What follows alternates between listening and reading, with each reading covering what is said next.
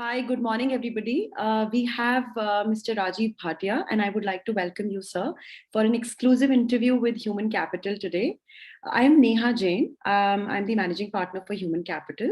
And before we start, I would like to briefly introduce you. So, Mr. Rajiv is the president and country head at Analytix Business Solution, India Private Limited. It's an outsourcing company which specializes in providing technology enabled and value driven solutions.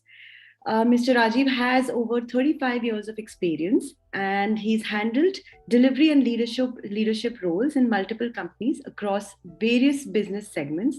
He's adept at growing teams and leading change management programs and creating value for all internal and external stakeholders. First question that I would like to ask is in your career of 35 years in various organizations, you've handled a plethora of different roles in different business segments. What are the best practices, some of the best practices that you've learned over the years and are still relevant in today's time for potential talent in any field at global level? Thank you. I think that's a wonderful question, and it's even more relevant in today's world. I personally feel, as a starting point, I would say the talent management is more about the how part rather than the what part. The what part is very well established, that why we are doing talent management and things like that. But the how part, in terms of what is the best way to do it. What are some of the practices that I've picked up in various companies that I've been associated with, and even in Analytix, where I'm currently employed as well. And we really, it's even more relevant for us because we're a small and mid-sized company, but we're excelling at what we do. So it's very important that we manage our talent well. In terms of best practices, the first thing I would say is that, see, not everyone views, not all talents view all the different benefits that we throw at them in the same way. Some prefer, some talent, or some people prefer money, some people prefer recognition, some people prefer a different exposure, or give me a good project, give me a good exciting, challenging opportunity, or things like that. Somebody would say, well, if you train me well, if you give me the latest tools and applications. So there are different things that work for different kind of people or so. True. I think it is incumbent upon the companies or the people who manage this talent to see that what suits who. So as I said, it's horses for courses. I will give to whatever the person wants the best. As I said, I'll give you a small example. There are people in our company whom we recognize as high potential. High potential performers. So, we took out people from the middle level management, and we said these are the people who are high potential according to us because of two or three things. One is their excellence in whatever they do, and their potential for the future as well. So we categorized a few people as high potential, and we said that these are the people who we have to groom and train for the next level of leadership, because we're growing. So if we're growing, we need the next level of leaders as well. So high potential is one of the practices that I found across the companies over the years, and it works in every company, that you identify a few strong individuals who are showing the inclination, showing the appetite for. Then what we found is that this high potential is more at the middle level management. What do you do at the junior most level? So that's where we found, I thought that a concept of an academy, a talent academy, where what you can do is you can actually get people who are very good at what they do, but they are plain graduates or they are plain freshers or so, and then you mold them as per what you want. So one of the ways of talent management at the youngest level of the organization is this talent academy. So we formed a talent academy as well, where we said that let's get some freshers, let's some graduates, train them on the tools, applications, and the various processes that we do, so that we can mold them as per how do we want. rather than, always relying on the market and kind of picking up people or so. The third practice that I found was that, depending upon what our clients want, you see the clients in US or UK or any country for that matter, they'll always say that, don't just give us plain delivery, give us some value addition as well, give us some additional benefits as well. So that's where they demand that, give us some analysis, give us some additional insights of how we are doing things. Not just, so for example, we deal in finance and accounting as one of the services. So if we just write their books of account and say, this is this is what your books is, that won't help.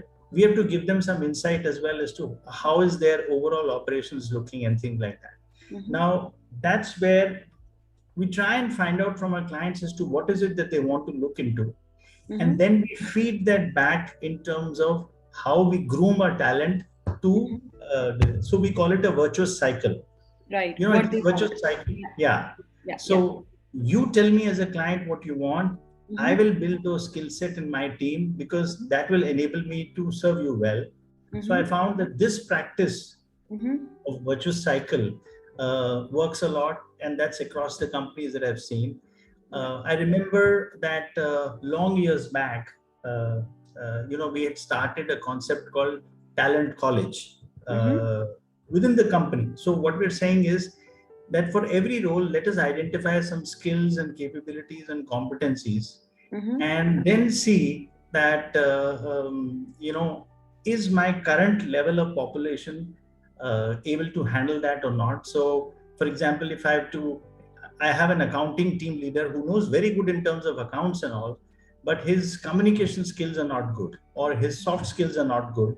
So I'll teach him how to communicate, how do you explain or respond back to the client, how do you respond to your own team. So a person might be very good in terms of what he does, but he does not know how to handle his own team. So that conflict management is something that he doesn't know. So that's where a talent college will identify the skills and competencies in each level and then train them on that so that, they can do the job well. So some of these practices are, I found were very, very good. The last bit, which I found has worked very well is, see, everybody is talented. According to me, everybody has got some hidden latent talent or so. True. Now, if you, for the lowermost people, if you encourage a concept called ideas factory or an Analytix, so a person who is doing his job day in and day out, but he has an idea because he does it more than what I would do. So if you encourage a platform, which we've done in our company as well, that why don't you contribute in terms of that, I'm doing this process, but I think this can be handled much better if we do this. And some of those ideas actually are fed back to the clients and said that you've been doing it for donkey's years, you've been doing it for 20 years or so. But one of our junior most resources said that why don't we tweak it, right? So even that is talent management, because talent itself also means that there is something hidden in me, which I must encourage. So at the junior most level, this Analytix, we have a program at Analytix called Analytix, where we encourage people to give their ideas, right or wrong. If 2 out of those 100 ideas also work, maybe we'll save a lot of money for ourselves or our clients. So these are some of the practices that, I've seen over the years. No, that's amazing, Mr. Rajiv, because I completely agree with you in terms of talent development. And there's a huge skill gap as well, which, where you're taking graduates and fulfilling that skill gap also by training them, what you exactly need in the current scenario. And because of, the COVID and other things that one is COVID and one is technology, moving at a fast pace. Things are changing so rapidly that it's very, very important for organizations to come forward and take that one step ahead and, train people and train, employees and build that skill in them, so that their employability level, their capability level goes up. Yeah, I completely agree with that. So here comes my next question is, Analytics develops customizable solutions for businesses of all sizes and helps them navigate obstacles in a rapidly evolving competitive market. Can you elaborate a little on the initiatives that are being taken by the emerging company like Analytics for value addition to the BPO and KPO sector in India, from entry level to leadership level, for next 5 to 10 years? Wonderful. It's got some answers that I've already given, but Yes. one of the answers was what you've actually given as well. I think the point about employability. See, the first thing we've done in terms of initiatives is, and that is a initiative which we have taken more for the KPO sector as such. See, we're saying that you work with us, we will ensure that we'll give you all those skill sets so that you are employable for the rest of your life. You know, our CEO always makes this statement: you work with me for 5 years, Yeah. I will see to it that you are never unemployed again. Whether you work with us or not, that's a separate issue. But for the larger interest, if you work with us, because I'll ensure that I train you for the latest tools and techniques and applications that work in, you know, the segment that you work in. But more than that, I'll also train you in social skills. I'll train you in communication. I'll train you in soft skills. I'll train you in terms of analytical skills. So that's what we do in terms of initiatives. First thing, we try and ensure that all our people are employable, so to speak. You know, they'll always continue to remain employed. The second is, see, because we are there in the US market, and because we are dealing with the SMB sector, the small and medium businesses sector, 44% of the US economy is driven by small and medium businesses. Now, they cannot afford the tools and the delivery methodology of an Accenture or an IBM or an Infosys or a Wipro or whatever, but they need still all those skills. They need all those services. So what we as a company try and do is to provide to these small and medium businesses, the restaurants, the dental clinics, the veterinary clinics, or whatever. So all these small and medium businesses in US that are our clients, they need all those services.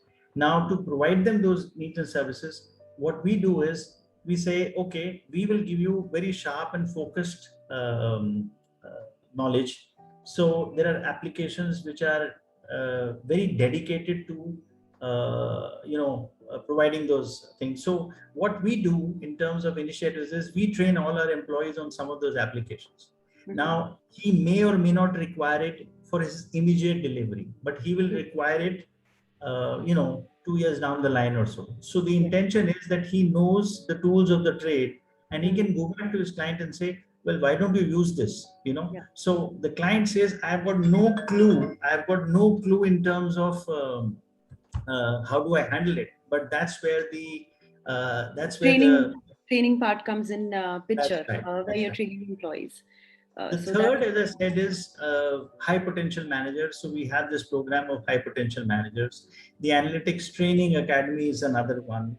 Then what we also do is something like communication skills. I think the importance of communication in a KPO sector is very, very important. Undermined. It's very important, and people really don't give emphasis on that. So what we do is we try and do this soft skills. And how do you interview? See, we're trying to get people. I have close to about 100 vacancies right now in my company. But I must train my managers on how to interview, because I'm sitting in a place like Ahmedabad, which is not Delhi, which is not Chennai, which is not Bangalore, where I not get a ready-made talent of pool or so. So what I need to do is I need to make good with whatever is available to me. True. So I must train my managers in terms of the interview skills as well. And lastly, I think what we do in terms of initiatives, so interview skills, soft skills, specific skills in terms of tools and applications that the clients want, high potential people. And one thing we have, what we call as nurturing early talent. So where very quickly we find out that we've just hired an accountant, it's a girl that we had, and she's a chartered accountant, but we found that she's very good at her writing skills. She writes wonderfully. Yeah. So what we did is we kind of encouraged that, and we said, well, why don't you write a blog for us? Why don't you write something for us where, so what is happening is not only is she using her accounting knowledge, she's also using her writing skills and becoming more and more confident in that.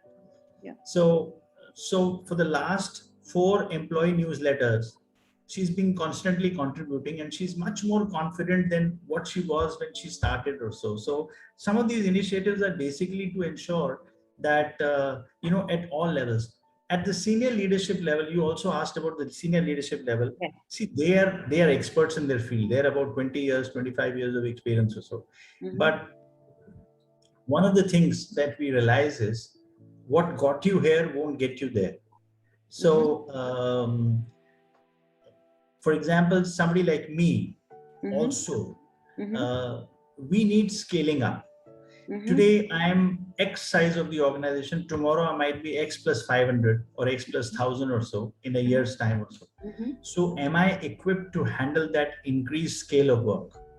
So that's what we try and do at the senior leadership level, that all our senior leaders are ready to handle that scale, ready for that 30% growth or so. So at that level, it is more in terms of, how do you handle remote working? How do you handle, my team is in, let's say, Chennai. I'm sitting in Ahmedabad. Can I handle that team remotely well enough? The person is not in front of me. Can I trust him? Can I, ensure, is he working all the time? Because he's working from home. So that mentality has to be created in all the senior leaders as well. So that's where we look at it from a scalability perspective. That's where the senior leadership is trained on. No, definitely that, gives a very, very good perspective. And you're doing a lot of work in terms of, you mentioned talent development, talent academy. Now specifically coming in, Gen Z coming into workforce, where mostly when you deal with BPO and KPO sector, you really have young generation, in your hands. And you are equipping them with a lot of other skills apart from communication skills. Definitely are very, very important wherever they go in life. It's not only going to be I'm sure BPUs, and plus you are giving them an opportunity to take out their hidden talent and use it in other forms. So definitely it's a plus point. And people would look forward to working with Analytix at the same time, because now when we started with the first question, people do want to know what is they are getting, and that does include what is the training and development, what is the culture of the organization. At the same time, it's not now anymore only the numbers or the package that they look at. They look at a complete scenario. They look at the, as I said, company culture, training, skill development, what all will we learn and will help us enhance ourselves. So that's a very, very important step that Analytix is taking forward. Finally, I'll come to my last question.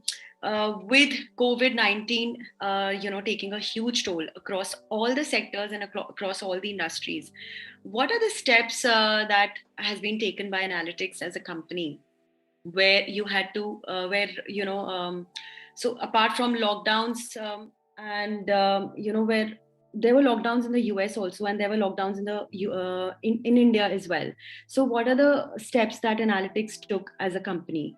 One, you did mention that with senior employees or senior leaders and high performing employees who are at senior positions, working from home was, to start with, I'm sure might have been a challenge. But apart from that, what other challenges and what other steps did you take? See, I think it was a very unfortunate thing. It was it was something nobody had predicted. I normally prepare for a business continuity plan that today, if somehow, my the power situation goes away or something like that, I have provisions for how do I manage it, because I've got about 600 plus people that are working throughout and we have to give delivery in the next 2 hours as well. There are times when we have to turn around documents in 2 hours or things like that, medical billing, accounting, audiovisual, and things like that. But we had never planned for, nobody had planned for, Yeah, a that's business true. continuity like this. So the first thing was, we said confidence building measure. The first thing was, how do we get the confidence built in them? So within 3 days of the Prime Minister's announcement that there is a situation is happening. In fact, about a week before, uh, I think around the 25th or 26th of March or so, we were ready. We had moved 550 people at home. We said, if we have life, then only we'll be able to deliver. True. So we moved 550 employees back to their homes, including myself, and we said, let's enable the work from home environment. So we said, we'll make available internet for you. We'll move your workstations. We'll move your desktops. In some cases, we even had people who had problems. They could not. So we enabled that we can move some of the desks as well. People could only work in the office chairs, so we moved those chairs as well. There were a lot of trauma, a lot of people dying as well. We had close to about, at one point in time, 110 people who were affected, 50 or 60 of my employees and 50 of their own relatives or so, 110 people affected or so. So what we did is, we said we will give you unlimited financial assistance. uh, See, if I have a family and two members of my family are under COVID, Yeah. even if I am well to do, it is very difficult if I am procuring Oh, an injection or a blood bottle or an hospital or whatever. So we said we will give you financial assistance. 42 of our employees got that financial assistance from us, and we kind of distributed about 43 lakhs, 44 lakhs or so. This is just in the first wave, so to speak. We also ensured that, because there was a lot of mental trauma, true. we started organizing a lot of meditation sessions, a lot of sessions where confidence is given to the people of how to handle it or so. Every manager was told that you do a huddle in the morning and you only reassure, right? You only reassure, you don't talk about work, you only ask people in terms of how they're feeling, um, or so. And that was done across. So I did it with my team did it with their team, and it went on and on. Then we formed a specific COVID help desk. It was a 6-member team whose only job was to ensure, to find out which person is affected, how can we help, and say, this hospital has got a bed available, this hospital has got blood available, this is the injection. I got this injection from my relative, but he's much better now. Why don't you take it? And we said, let's not bother about the price. We will pay in between, and then we can talk about it later. So all those things were done, and that is how we kind of ensured that most people who were kind of affected were, Then what we did is, we did about 750 hours of just engagement work, which means, see, people have never worked at home, people have never worked in such a situation. Yes. So and after about months, they started getting fatigued.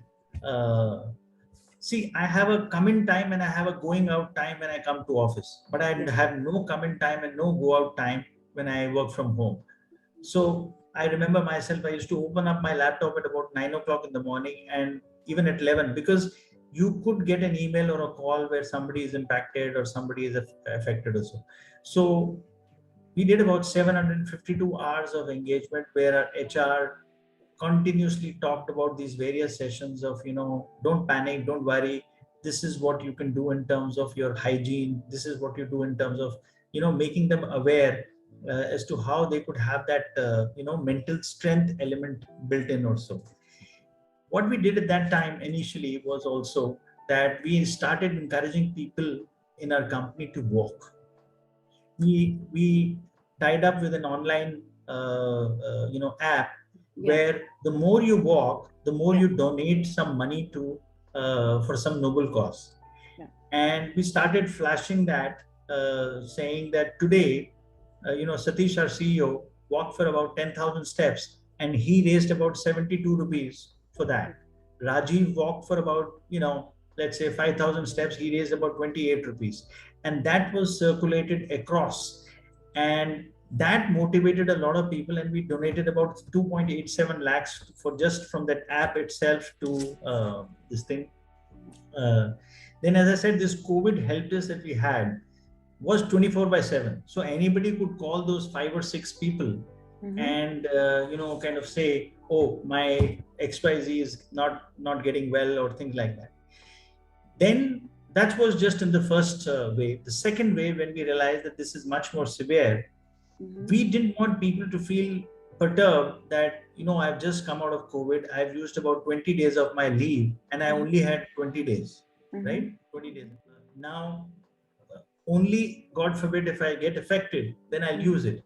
But that does not mean that the 20 days that I was actually in the hospital, my hard-earned privileged leave or casual leave was kind of eaten away. So that gave them an assurance that, that I'll not be without pay, so to speak, right? Because it's not about the money, it's about that financial comfort kind of thing. Our training coordinator, our training manager, what he did is he scanned through the entire web and found out that there were about, let's say, 1,000 plus trainings which were available complimentary from various universities in the world.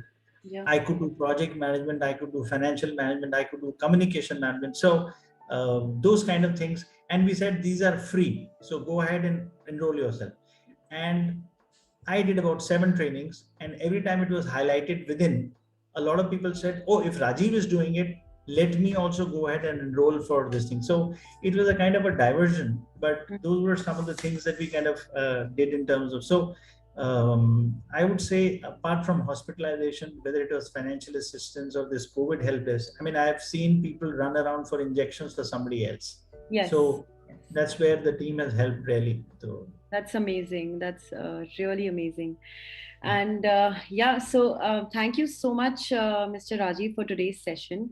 The the things that you've mentioned here, what Analytix did, and supported the way they supported employees. It's really commendable.